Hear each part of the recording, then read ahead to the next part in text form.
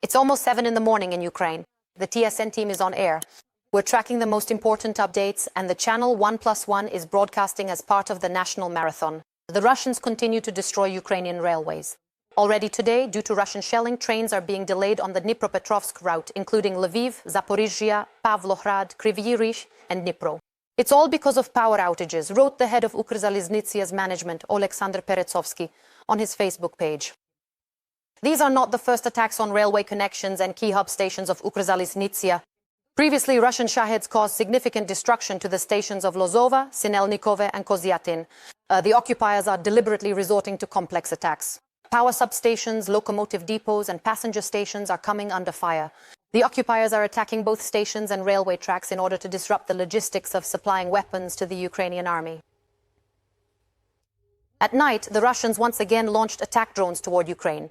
Explosions were heard in Kropivnitsky as well as in Smila in the Cherkasy region. The head of the regional military administration, Ihor Taburets, has already reported on the consequences for critical infrastructure. 3 people were injured as a result of the shelling in the Dnipropetrovsk region. One of the injured women is in serious condition. 7 private houses, a business, and infrastructure facilities were damaged. Homes, cars, and forest were on fire. In the Kharkiv region, 2 people were injured due to enemy strikes. 1 man in Kupiansk and 1 in Osinove. FPV drones also struck the Zolochiv community. A house and outbuildings were destroyed. In Kharkiv itself, the occupiers struck an educational institution during the day. 4 passers-by sustained minor injuries.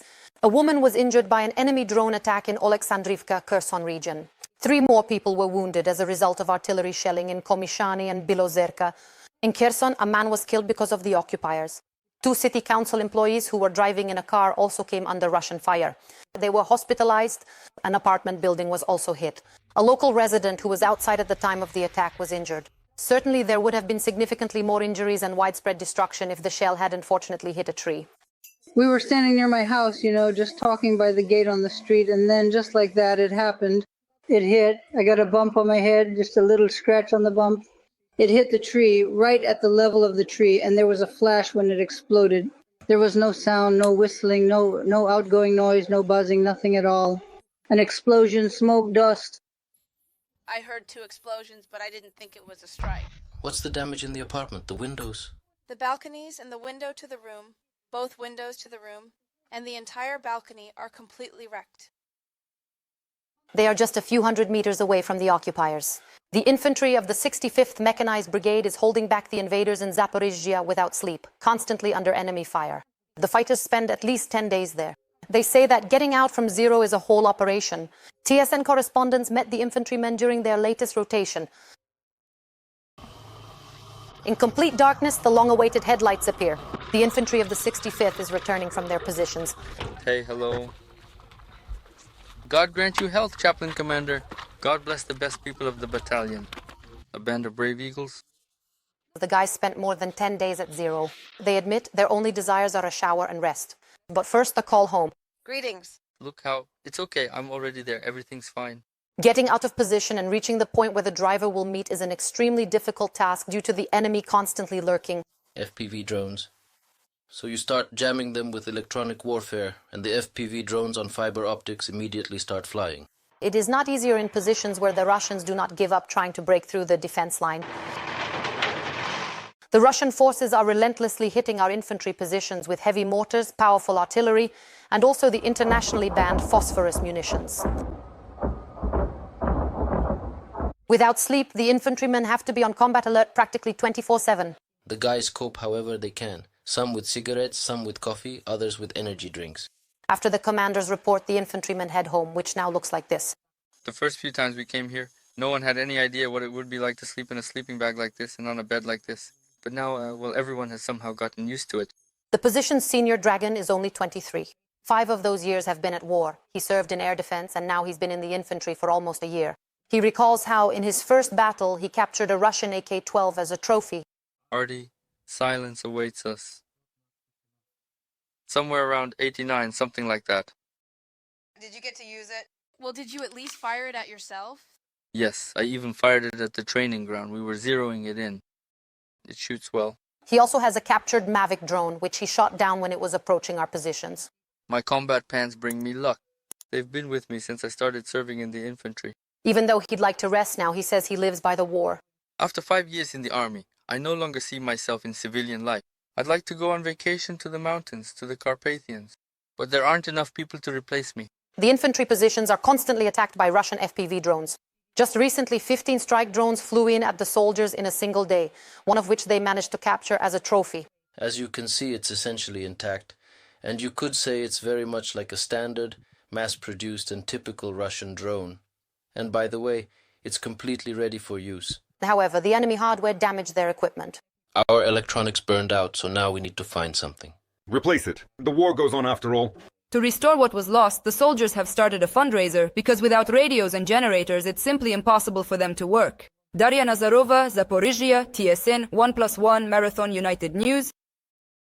The United States has approved the first deliveries of weapons to Ukraine paid for by NATO allies. This decision was reported by Reuters news agency.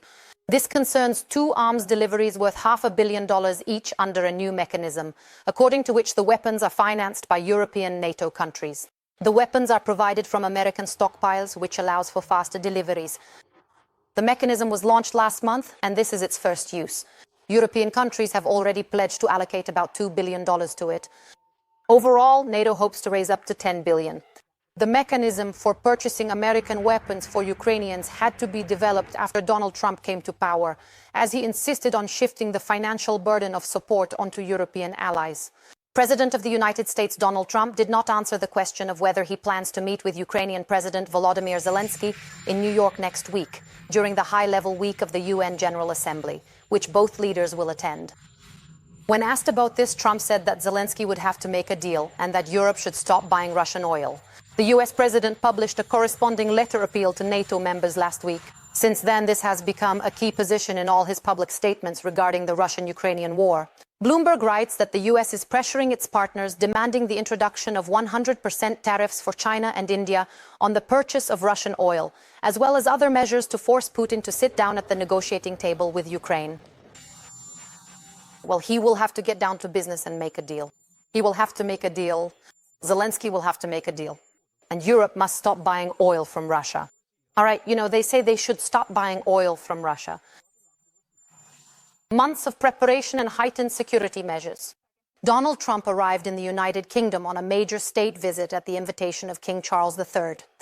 Ukraine has its own expectations for this visit.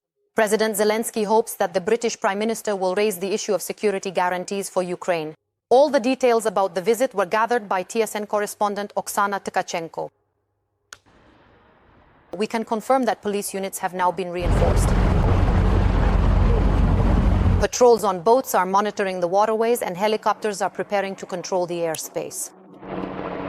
Meanwhile, the mounted cavalry is conducting its final rehearsals. The United Kingdom is preparing for the arrival of American President Donald Trump. The recent murder of a political ally has forced the British to take extra security precautions. This will involve reviewing routes, premises, residences where they will be staying, inspecting any buildings overlooking these areas, lines of sight, and so on. Any possible threat. Such visits are extremely rare. Trump has experience with this. During his previous term, he was received by the now-late Queen Elizabeth II. At that time, videos of the US president violating royal protocol went viral around the world. This time, according to the British BBC, the risks posed by Trump's unpredictable behavior are very high.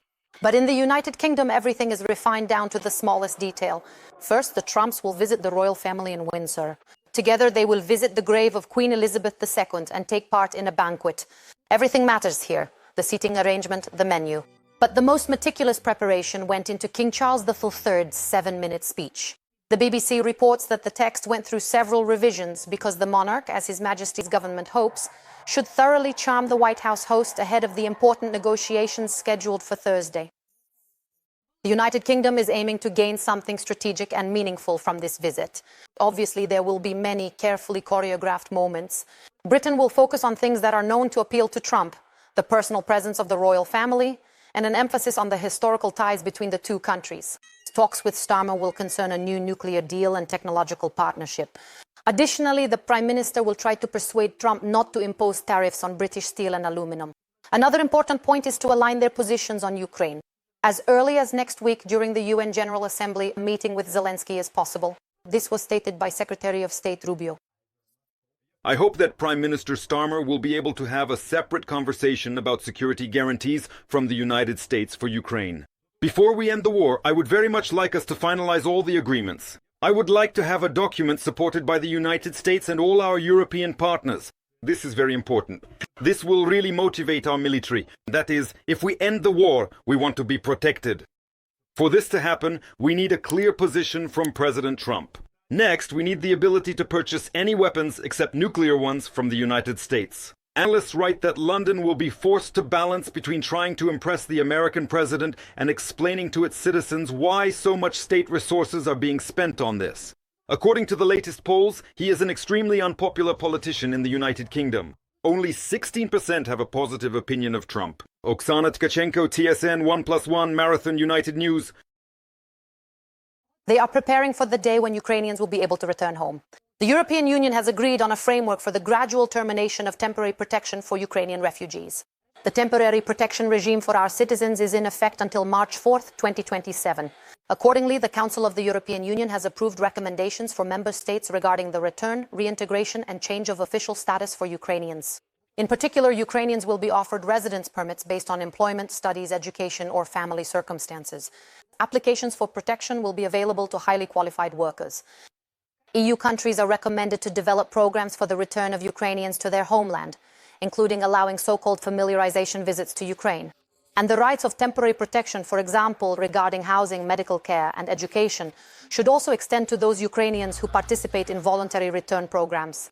EU countries should also conduct information campaigns so that Ukrainian refugees have full access to information. The Truba case.